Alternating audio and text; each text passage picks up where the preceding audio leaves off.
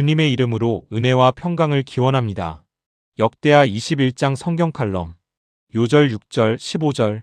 제목 경고와 퇴장과 퇴출. 스포츠에서 규칙이 단순한 종목 중에 하나가 축구입니다. 경기 중에 일부인 파울을 심하게 하면 경고를 받습니다.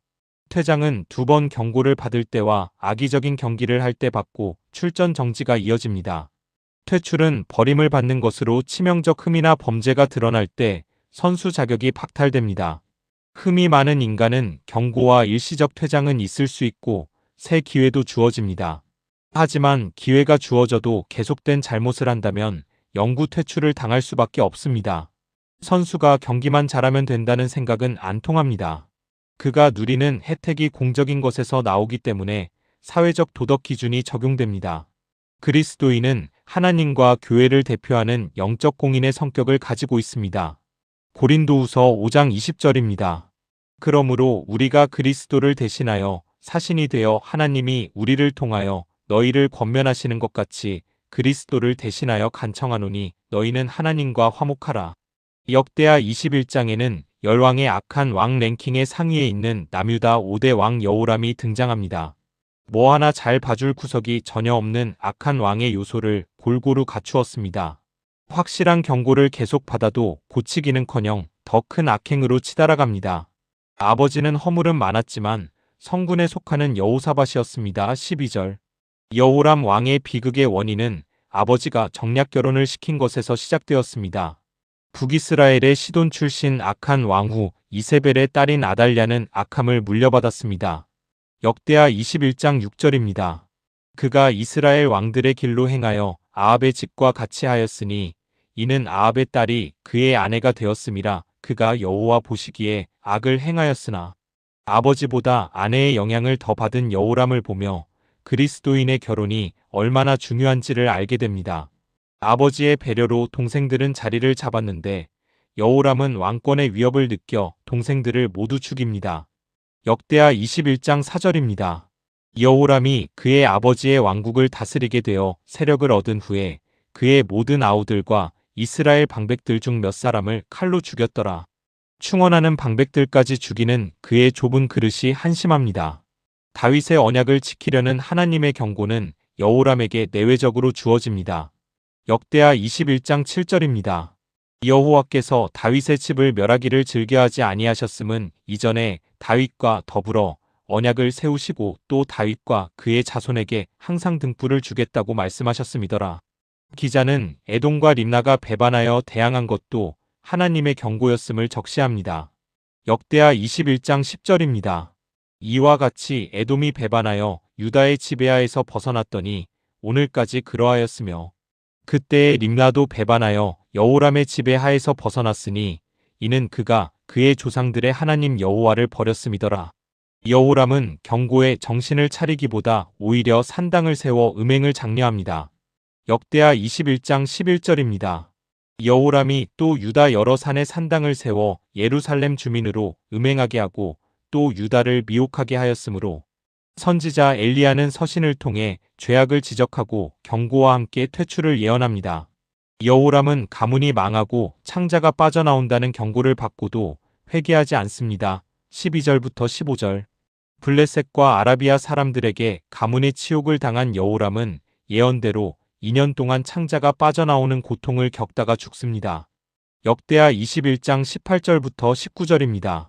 이 모든 일 후에 여호와께서 여호람을 치사능히 고치지 못할 병이 그 창자에 들게 하셨으므로 여러 날 후 2년 만에 그의 창자가 그 병으로 말미암아 빠져나오매 그가 그 심한 병으로 죽으니 백성이 그들의 조상들에게 분향하던 것 같이 그에게 분향하지 아니하였으며 이 병은 저주받은 자의 죽는 모습으로 이세벨과 헤롯과 가룟 유다가 당한 것과 같은 맥락입니다.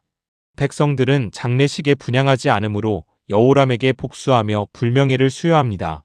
구속사는 그가 열왕의 묘실에 들지 못했다고 기록하므로 구원에서 버림받았음을 암시합니다. 역대하 21장 20절입니다. 여호람이 32세에 즉위하고 예루살렘에서 8년 동안 다스리다가 아끼는 자 없이 세상을 떠났으며 무리가 그를 다윗성에 장사하였으나 열왕의 묘실에는 두지 아니하였더라. 역대하 21장은 구속사에서 악함의 계열에 속해 영육간에 퇴출되는 여호람의 비극적 본보기로 막을 내립니다.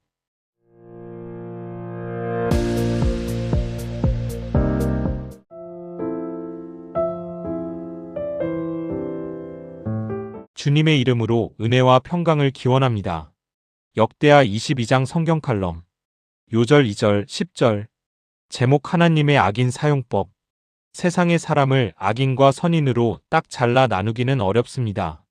가르는 기준이 다양하고 판별자의 수준도 차이나고 시비에 걸릴 수도 있습니다. 그러나 영적인 세계는 악인과 선인에 대한 분류가 정확합니다.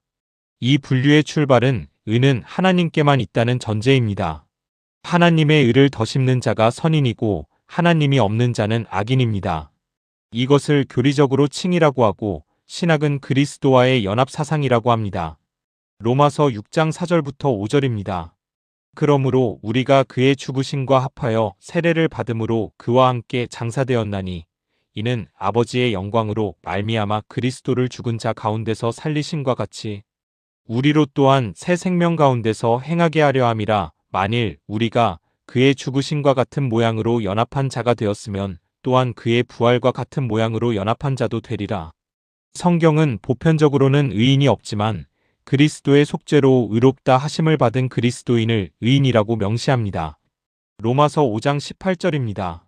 그런즉 한 범죄로 많은 사람이 정죄에 이른 것 같이 한 의로운 행위로 말미암아 많은 사람이 의롭다 하심을 받아 생명에 이르렀느니라. 악인에 대한 인간의 판단은 불확실하지만 성경은 끝까지 회개하지 않는 자를 악인이라고 결론을 내립니다. 여호람 왕의 악함을 지나온 우리는 그 아들 대에서 묘한 모양의 악을 만나게 됩니다. 여호람의 다른 아들은 예언대로 외세에 의해 죽고 막내인 여호아스만 살아 왕위에 오릅니다. 역대하 21장 17절입니다. 그들이 올라와서 유다를 침략하여 왕궁의 모든 재물과 그의 아들들과 아내들을 탈취하였으므로 막내 아들 여호아스 외에는 한 아들도 남지 아니하였더라. 그가 아하시야 왕으로 어머니 아달랴의 섭정을 받다가 1년 만에 죽습니다. 역대하 22장 2절입니다. 아하시야가 왕이 될 때에 나이가 42세라 예루살렘에서 1년 동안 다스리니라. 그의 어머니의 이름은 아달랴요 오므리의 손녀더라.